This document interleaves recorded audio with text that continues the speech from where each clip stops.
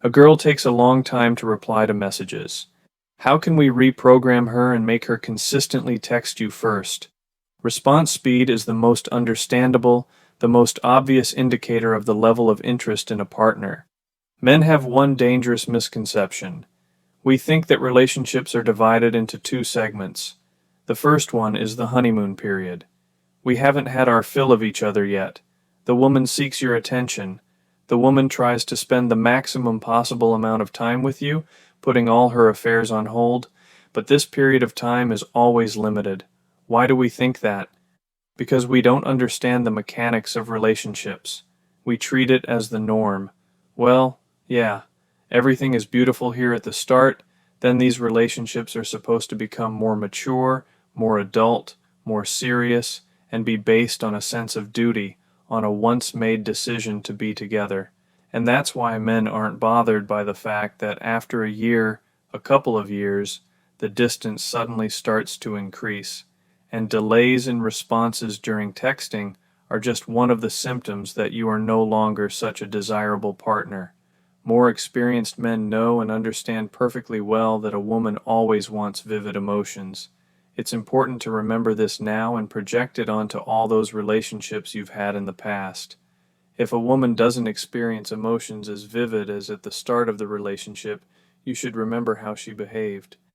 Those relationships will be destroyed. There is no new stage. Relationships never hold on because you are already family. You've been together a long time because you have too much in common, because you share a social circle.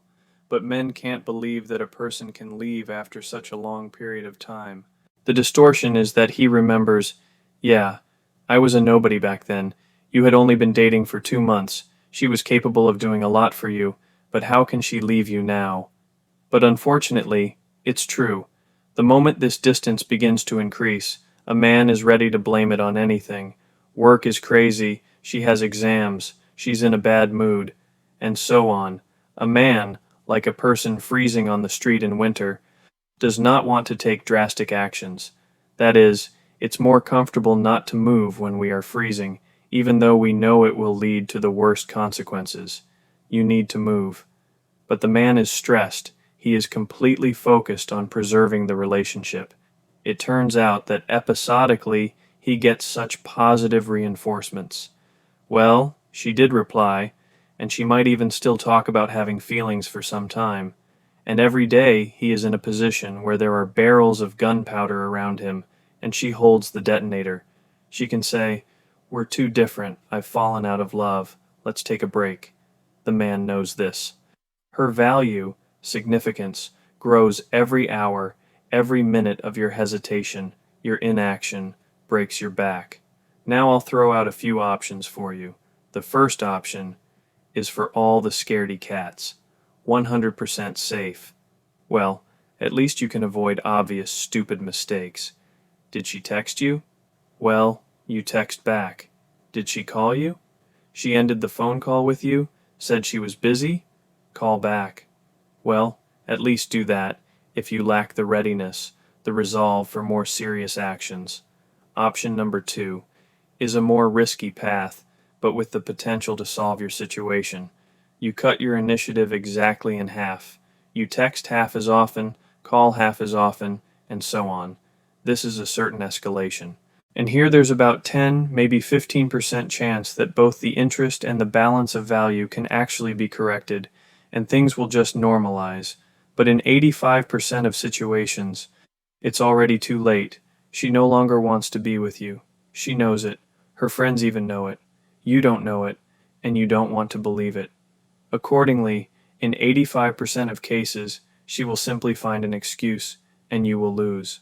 Why will you lose? Her pity for you will finally disappear. A woman gradually creates distance because she feels sorry for the guy. Option number 3 is to simply end it. It's scary, but I won't give you a chance now. I won't give you that chance, and I'll tell you something after which you won't be able to step back. Number 1 is a good girl with a sad past. When she openly demonstrated her feelings, her desire to communicate, spend time together, gave a lot, but men simply lost interest in her. Accordingly, subsequently, she considers this excessive, she considers it wrong. She listened to her friends, read things on the internet, and realized that it's better to be a little unavailable. This doesn't turn her into a problematic woman, and she can't become one. She isn't fighting for leadership in the relationship. You have a good relationship, but you feel that she is holding herself back in this regard. Here you can really help her. Here it's enough. If you started noticing this situation over time, you shouldn't stress immediately. If she sees that a man treats her well, maybe she'll change on her own. If it doesn't change, just call her. And during the phone call or a personal meeting say, "Listen, sometimes I get the feeling that you seem to be holding back in terms of our communication, in terms of showing emotions. Is that the case or not?" Often this type of woman will, of course, answer this question directly. "Well, I didn't want to be pushy." Here you can simply explain, "Listen, there's no problem with that at all. Like, you shouldn't close off and behave unnaturally. If I'm busy with something, I'll reply a little later." You can explain it directly here, and there will be no problems. Option number 2 is much more treacherous.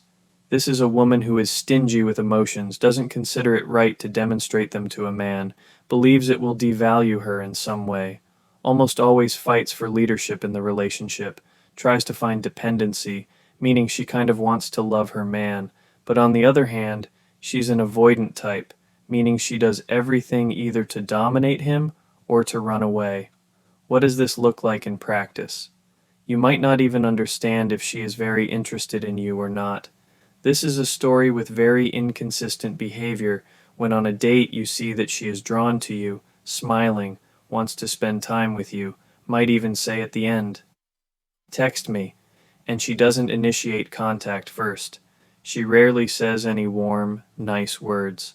This is the type of woman who actually suffers in life, because with the men who strongly attract her, she tries to behave more harshly, and with the men who weakly attract her, she can relax and actually behave a bit better towards them, but she herself loses interest in him. And we end up in a scenario where if you behave like a weakling, things might be okay with her for a while, but if you behave effectively and your value is truly high, she may show less and less initiative to get some guarantees. She needs guarantees. She needs a leash on you. Only when she feels control over you will she show these emotions. Here, trying to get consistent initiative from such a woman is pointless. It won't happen. Option number 3. Few men have encountered this, but such men certainly exist. This is an actress, a huntress. A relationship with her is like a game of cat and mouse, a constant intellectual duel. She needs a rival who won't give in too much, and preferably is smarter and more cunning, and only then will she enjoy the process. This is a woman who doesn't actually need the relationship itself. She needs the emotions from them. It's pointless to list the number of scenarios. She's an actress. She can play it differently in every story. With one, she might give a lot at the beginning. Text first, call first, write him poems, confess her love, say, "I've never met anyone like you." And then after a week, 2, 3, just as you relaxed, there's either a conflict or she creates distance. There are scenarios where she will be unavailable, meaning you see her wearing mini skirts and all, but she says, "I don't text a man first. It's not right for a girl to do that." And the man doesn't notice the obvious contradictions, meaning dressing like that is okay, but texting first isn't, her upbringing doesn't allow it. So there are a million scenarios, but a relationship with such a woman, any communication with such a woman, is constantly walking on the edge of a knife, meaning it might appeal to a man who himself partly enjoys such a game, enjoys this process himself. That's one.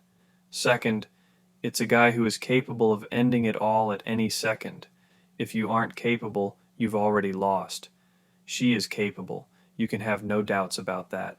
If you feel that a woman has such an unclear line of behavior, she has some mood swings, behaves very strangely, you can't understand her, you simply can't understand the logic of her actions, you shouldn't get involved, you will simply be crushed, just don't do it. In most situations, of course, whether a woman texts you or not simply depends on interest, on how much you keep the woman on her toes. It's important to remember one simple principle. I won't get fancy now. I won't tell you anything complicated. A woman always wants to get more than is stated, meaning if she says, I want to meet 5 times a week, then you absolutely should not meet 5 times a week. If a woman says, I want to move in with you for a month right now, then you shouldn't move in and live together for a month right now. Don't overfeed her with your attention, otherwise she will leave, like an overfed cat that no longer wants to play. So, what to do? Forget the word reprogram. It's meaningless in the context of living relationships. Your task is to create conditions under which she will want to text you first. To do this, you must be a valuable, busy, and emotionally charged man, not a convenient option that's always at hand. Remember, a woman texts first the one who keeps her on her toes, whose attention for her is a desired but not guaranteed reward. If you feel the distance is growing, don't freeze in stress like a freezing person. Act, either through an honest conversation or by reducing your own availability, or, in advanced cases, through the brave decision to break the vicious cycle. Ultimately, you earn the right to her initiative not through clever schemes, but through your inner strength and ability to be interesting. Thank you all very much for watching.